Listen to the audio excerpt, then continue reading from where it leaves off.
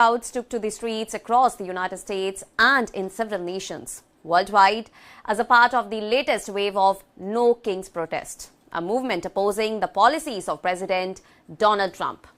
Organizers described the demonstrations as the third major nationwide mobilization within a year, highlighting growing momentum and participation. Protesters voiced concerns over a range of issues, including the ongoing war in Iran, stricter immigration enforcement, rising living costs, and broader fears about civil liberties and democratic institutions. Well, more than 3,000 events were planned across all the 50 states, reflecting a significant expansion beyond traditional urban protest centers.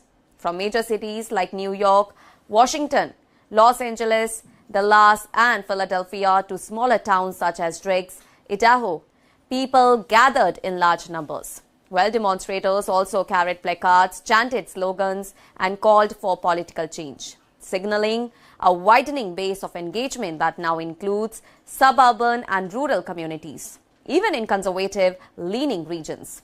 Minnesota emerged as the symbolic focal point of the protest, with a flagship rally held at the state capitol in St. Paul.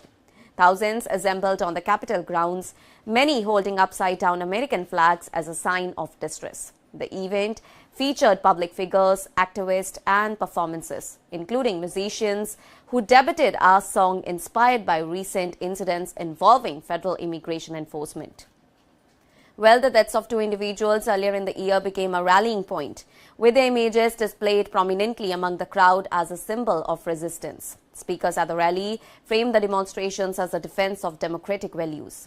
They warned of what they described as threats to constitutional norms and emphasized the significance of civic participation. Protesters linked local issues, particularly immigration enforcement, to broader national concerns, presenting the movement as part of a larger struggle over the country's future direction.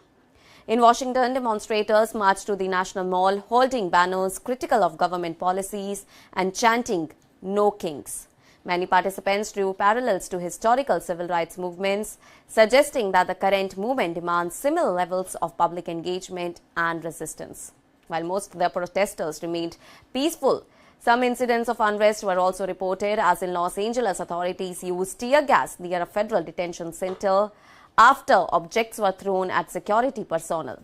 Meanwhile, in Dallas, arrests were made following clashes with counter-protesters who blocked streets. And despite all these developments, organizers maintain that the demonstrations were largely orderly and centered on peaceful expression.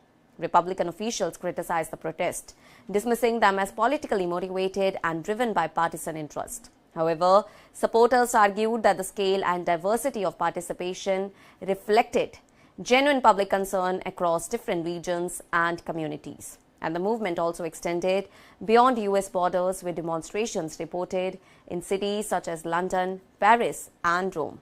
International participants echoed similar concerns, protesting against far-right politics, military escalation, and global instability that is linked to the Iran conflict. And all these rallies underscored the global attention surrounding U.S. policies.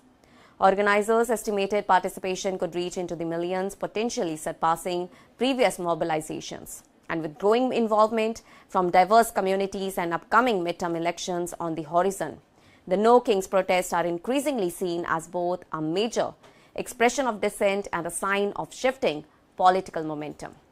That's all for now. Stay tuned to the Savera for more updates. Do like, comment, and subscribe to the channel.